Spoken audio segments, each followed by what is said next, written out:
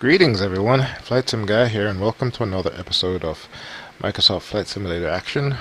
Today we're playing Microsoft Flight Simulator X, and for this episode what I want to do is carry on from the last episode where I did some short takeoff and landings at my quote-unquote St. Bart redemption. A lot of that navigation was VFR, and I want to carry on with the VFR tradition, and I'll explain to you in a little bit later why that is. So today we are at We're at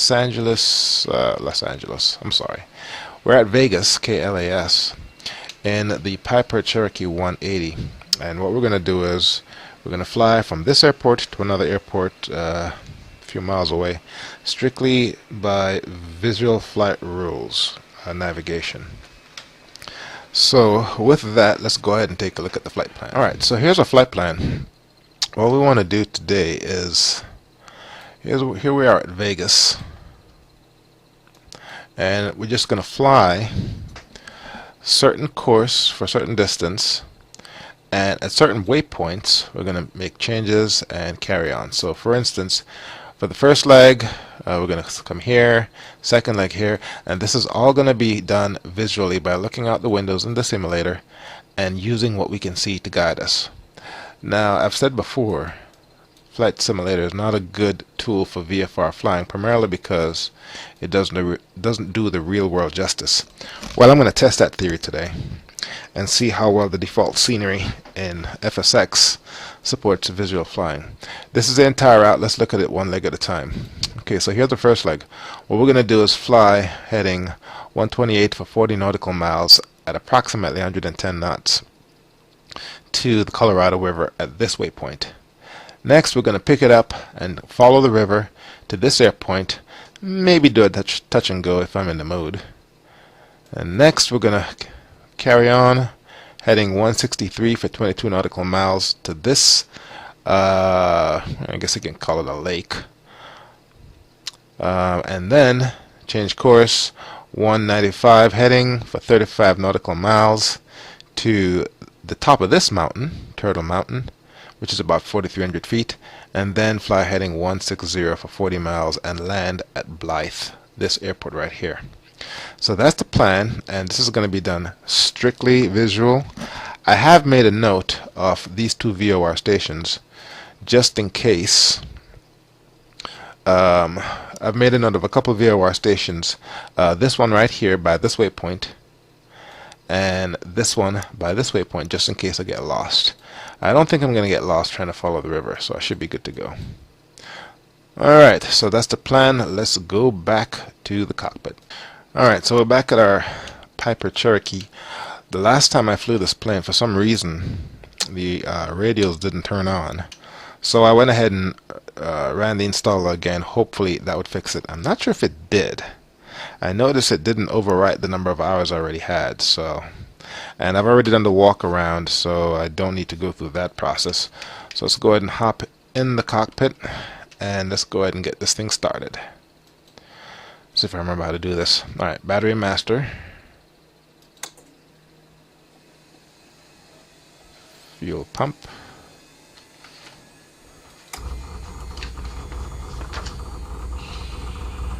there we go. I'll leave the fuel pump running for a bit. We can do it with the bright light. And let's go ahead and turn on our beacon.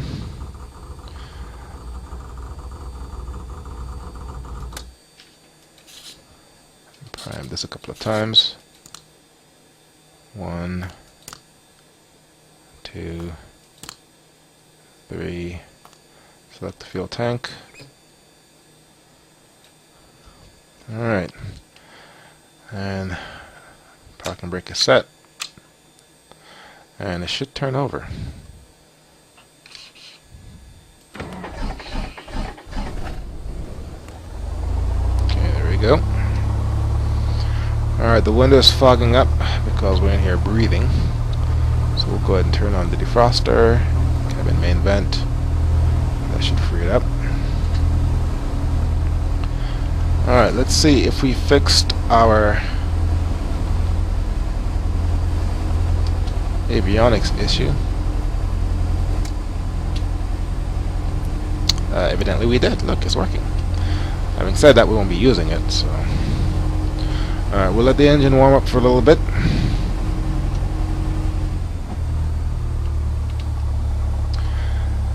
And just go ahead and call for clearance. Las Vegas ground. Alright, 25 right. Let's go ahead and set our trim. There we go. This works. This works. And by the magic of video editing, I'll see you on the runway. Las Vegas ground. Northwest 14. Taxi 2 and hold short of runway 25. Flight using taxiway Charlie.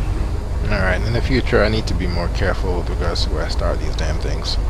Been taxiing for almost 15 minutes, I'm not at the runway yet. Still not at the damn runway yet. Jeez. It makes for good scenery and everything, but... Oy. Okay, looks like this runway here is my departing runway, so I don't have that much longer. Ready to go. Las Vegas Tower. Piper Golf Kilo Echo Lima Sierra. Ready at runway 25. Right. Departure distance south. Piper Golf Kilo Echo Lima Sierra. Taxi to position and hold.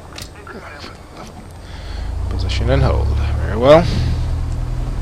Position and hold. Piper Echo Lima Sierra. Now there's a few things I need to do before we get going. Northwest 19. Vegas is 2,000 feet above sea level, so I need to... 125.025. I'm just going to go ahead and lean my engines just a little bit here. 125.025. Northwest 1948. Piper Golf Kilo Echo Lima Sierra. Cleared for takeoff. Runway 25 right south departure approved. Alright. For takeoff. Runway 25 right. Piper Echo Lima Sierra. Got my stopwatch going. Start.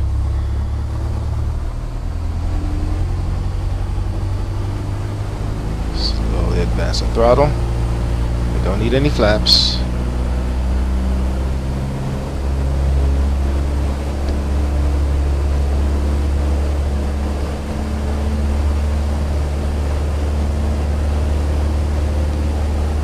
I rotate at about 80 knots.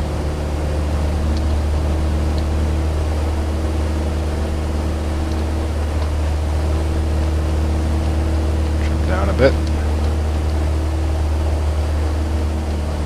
And today's a bad day for VFR flying. Got a lot of clouds. So we may have to stay low if we want to see our waypoints. Alright, let me go ahead and make our turn. Heading 128. And what I'm looking for next, according to my flight plan, is the Colorado River. So all I need to do is stay on this heading for approximately 40 miles, which is about 20 to 25 minutes. So I have my stopwatch going on my Cytec yoke. So in about 20 minutes, I should be seeing something resembling the Colorado River. I think I'll take it up to about 4,000 feet and level off at that altitude because it's a little bit cloudy, so it can't get too high. And we'll complete the rest of the flight at about 4,000 feet. And we need to be going at about 110 knots. So once we get up to 4,000, I'll level it off. And I wasn't planning on using the autopilot, but just for the sake of holding the heading, I think I will do that. Piper Echo Lima Sierra. Are leaving my airspace. Alright, the plane seems to be flying fine by itself.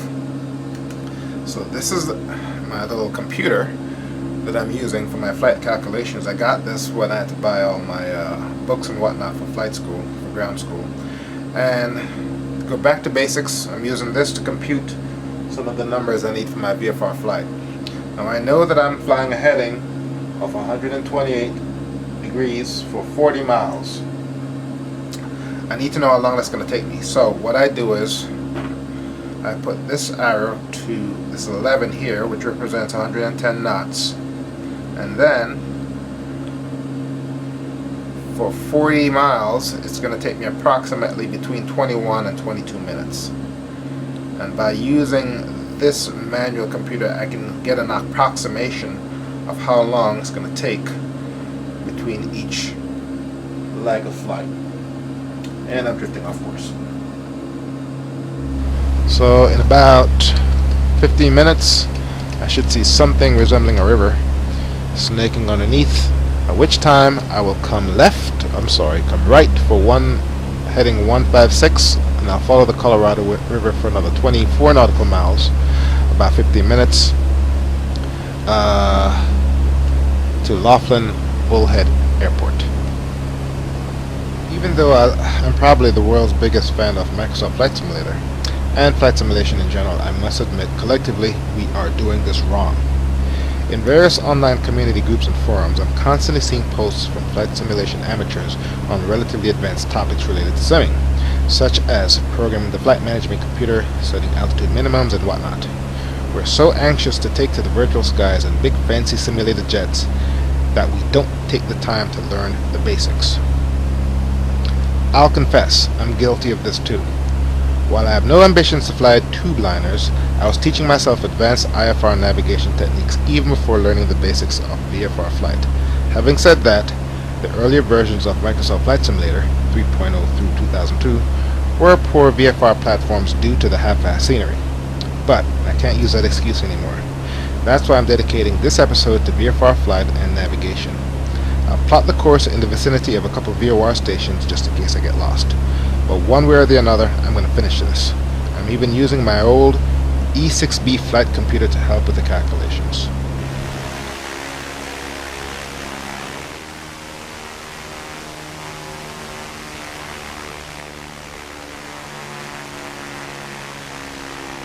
According to the map, once we get past these mountains, we should see the Colorado River. And we're at 16 minutes, so it's about 10 minutes, and looks like we're right on course. We're just clearing these mountains, and according to my plan, if we look down there somewhere, the Colorado River should be in this basin somewhere. I'm not seeing it yet, and we are on. Actually, here it is right here. There we go. How about that?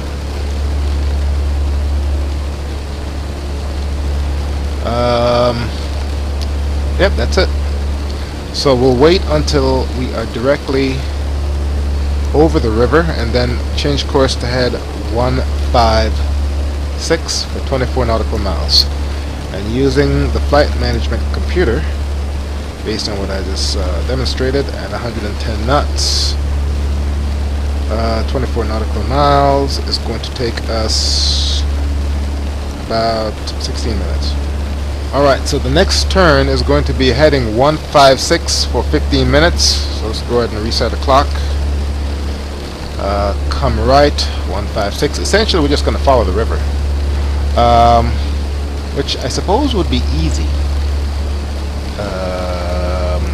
following a river, but in this case the river is the same color as the landscape, and I'm colorblind, RG deficiency.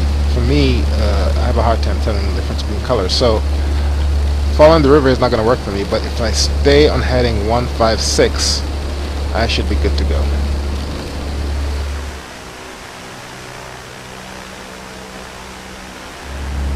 We're still at heading 156. It's about 10 minutes out, and if you can look straight ahead right there, there's our next waypoint. That's the airport. What is that? Laughlin Bullhead. Now we're not going to do a touch and go. All we're going to do is fly over the waypoint to our next waypoint, which is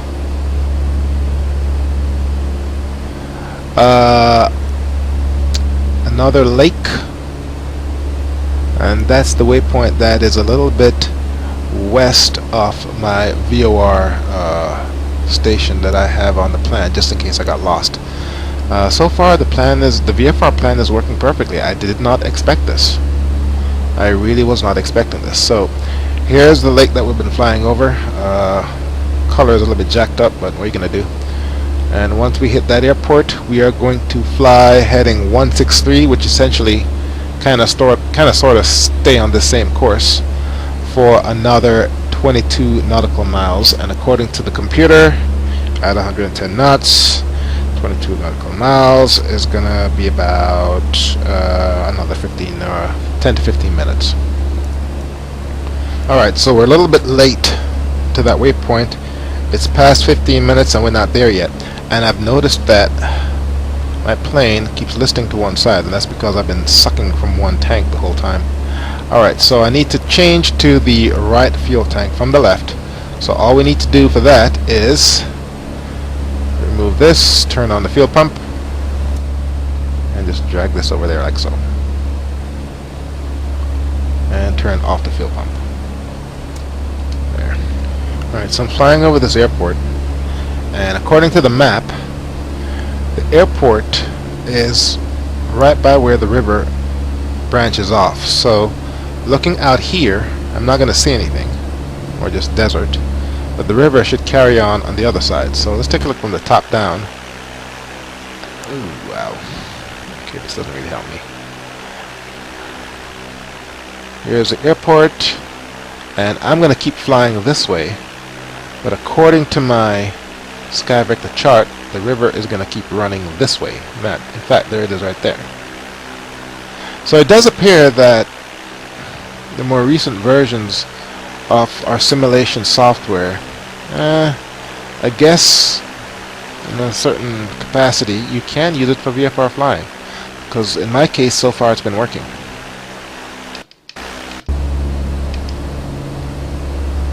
So the river goes off this way, and by going straight I'm going to pick up the river again somewhere over here, and at that point at 35 nautical miles I'll go ahead, 22 nautical miles, I'll go ahead and change course. So right now I'll stop my stopwatch, reset, and start it again. Okay, I found out why I was off. I'm not traveling at 110 knots, I'm traveling at 105-ish, which is probably why I was a little bit slower. So what I'm going to do is increase the power a little bit. That's going to increase my vertical speed just a little bit, but if I trim down, that should translate into faster speed forward. Trim down, damn you. Down. There we go. And I should be able to make up for lost time.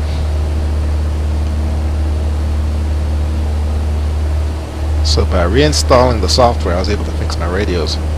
Kept my hours, it appears. And I want to say I have enough gas. Pulling from the right tank. Yes, I am. Yeah, I should have enough gas to finish this. Alright, so we are at 8 minutes, and there's the lake right in front of us. Right on schedule. This is working out a lot better than I expected, and if I'm correct, if I tune my VOR radio to the Needles VOR 115.2, it should be right off. Let's see here, which one of this is what? It's nav 1, 115.2. Let's see what happens, just for kicks.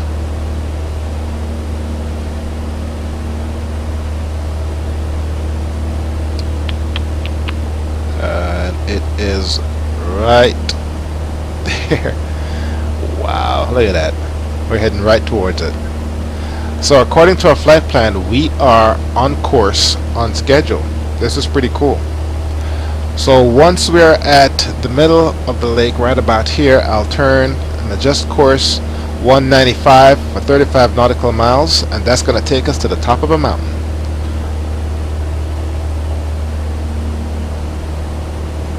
And I will check in with you as we approach the next waypoint.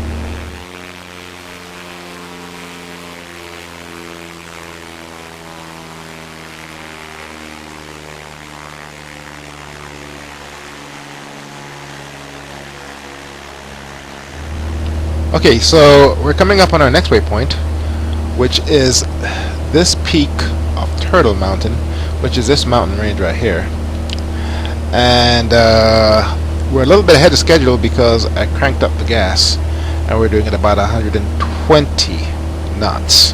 So we're at 15 minutes now, and according to the flight computer, it would have taken 19 minutes. So we're a little bit ahead of schedule.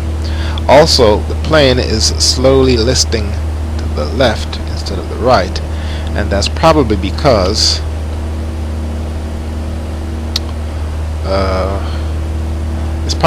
I'm a little bit lower on gas on the right tank than I'm on the left. So I need to switch tanks again. So you'll go ahead and turn on the fuel pump. Switch over to the left tank.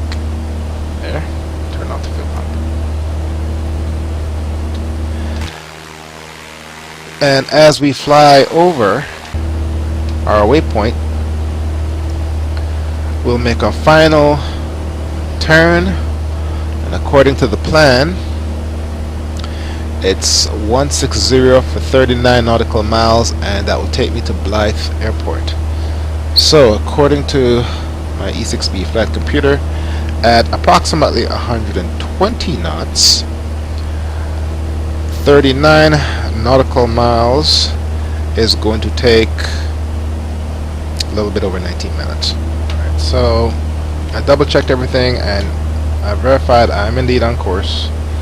This river right here is the Colorado River, and it just looks kind of wacky on the map is all. So all I need to do is just keep the river on my right hand side, stay heading between 180 and 210, and an airport should pop up in front of me, and in this case it should be about 12 minutes.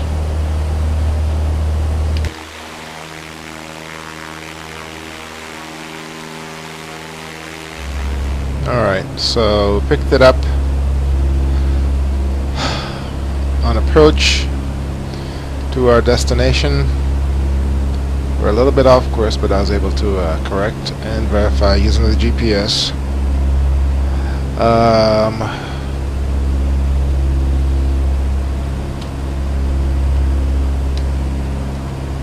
Yep, there is Interstate 10. According to the map, KBLH, Blythe, runs right by Interstate 10, and there's the highway right there. So, if there's one thing we can conclude from this little experiment, is that you can do, under certain circumstances, VFR flying using Microsoft Flight Simulator. Lead off some speed.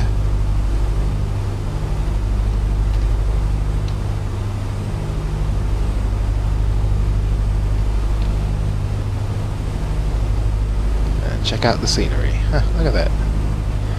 Alright, so 26 should be right behind us. So let's go ahead and make a 180.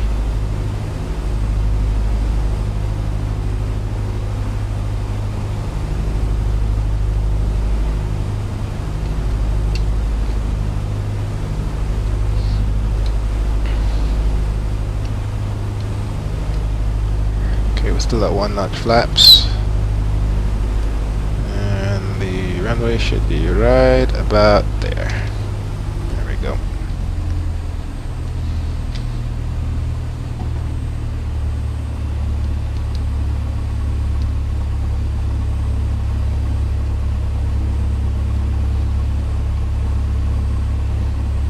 Coming a little bit fast. That's okay.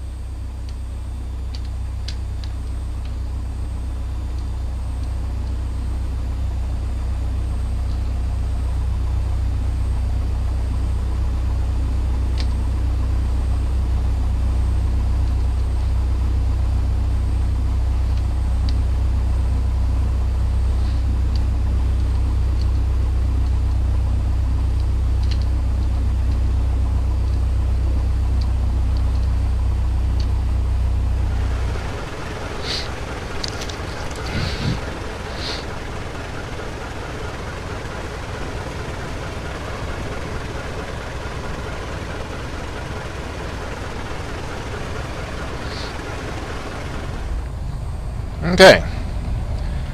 And thus ends our experiment of VFR flying on Microsoft Flight Simulator. Thank you very much for watching. If you like what you see, go ahead and subscribe.